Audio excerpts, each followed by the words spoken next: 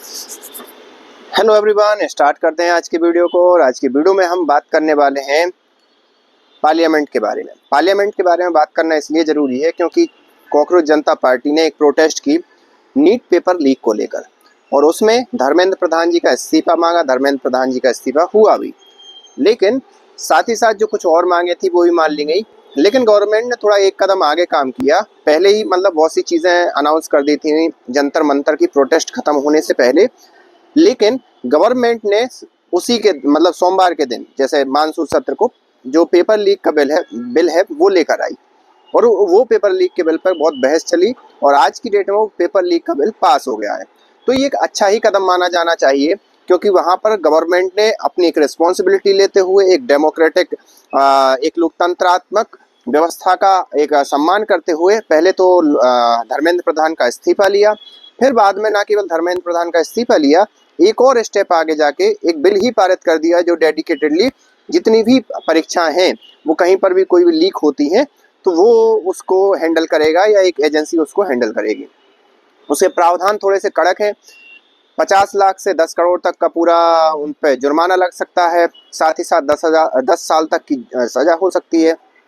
ये कुछ मोटे मोटे प्रावधान है, लेकिन यहाँ पर बात ये है कि आखिरकार ये जो सीजेपी है, ये इनके अभिजीत दीपके साहब हैं। जब इनसे पूछा गया कि भाई आप इस बिल के बारे में क्या कहते हो, तो उन्होंने वही हवाला दिया। उसकी तारीफ में तो एक शब्द भी नहीं बोले, बल्कि ये कहा कि यहाँ पर बहुत सारे कानून हैं, लेकिन कानून को पालन करने वालों की नीयत सही होनी चाहिए। डायरेक्टली इनडायरेक्टली उनका सरकार पर ही एक प्रकार से तंज कसा या निशाना साधा।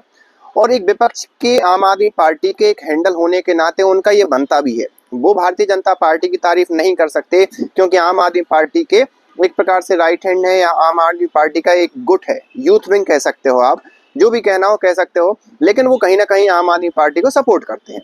और इसके इन सब चीज़ों की मैं बात क्यों कर रहा हूँ, क्योंकि जब जैसे ही सीजेपी की प्रोटेस्ट खत्म हुई, अलग अलग जो लीडर वहाँ पर जो जुड़े हुए थे या जो साथ दे रहे थे सीजेपी का, इवन सीजेपी के कुछ लीडर, उन्होंने डायरेक्टली इनडायरेक्टली ये कबूला है कि भारतीय जनता पार्टी की गवर्नमेंट को हटाने के लिए जो जो विपक्षी पार्टियां साथ में रहेंगी, कॉकरोच जनता पार्टी उनका साथ देगी।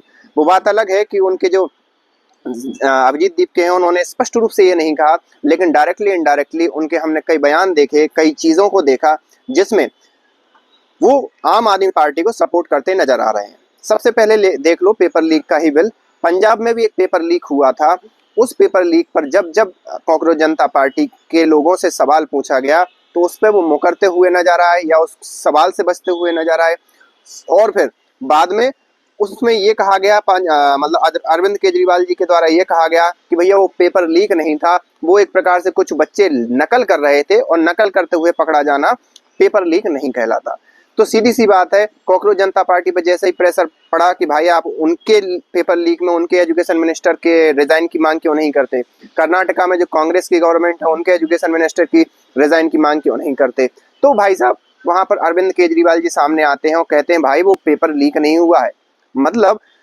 पंजाब के मुख्यमंत्री को सामने आना चाहिए था, लेकिन वहां पर अरविंद केजरीवाल ही सामने आए, और इससे ये भी पता चलता है कि अरविंद केजरीवाल ही वहां के कर्ता धर्ता हैं।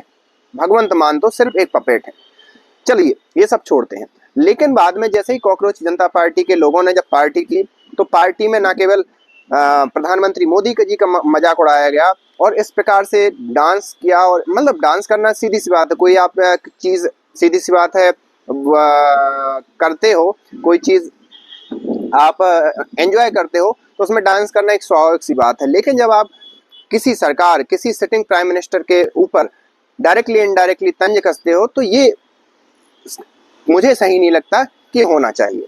फिर बाद में आप आ जाओ, तो इन्होंने जितने भी क्रिमिनल केस जो सीजेपी प्रोटेस्ट में जिन लोगों ने हिस्सा लिया था, उसमें सीजेपी प्रोटेस्ट के अंदर जितने भी लोगों ने हिस्सा लिया था उसमें कई लोगों के पास क्रिमिनल केस थे। तो उसमें कॉकरोच जनता पार्टी के जो मुखिया हैं वो कहते हैं कि सारे केस गवर्नमेंट को वापस लेने चाहिए, और अगर गवर्नमेंट को कुछ कार्रवाई करनी भी है उन क्रिमिनल्स पर तो गवर्नमेंट अपने हिसाब से देखे, बट उन पर तो अभी तो सारे केस वापस लेने चाहिए।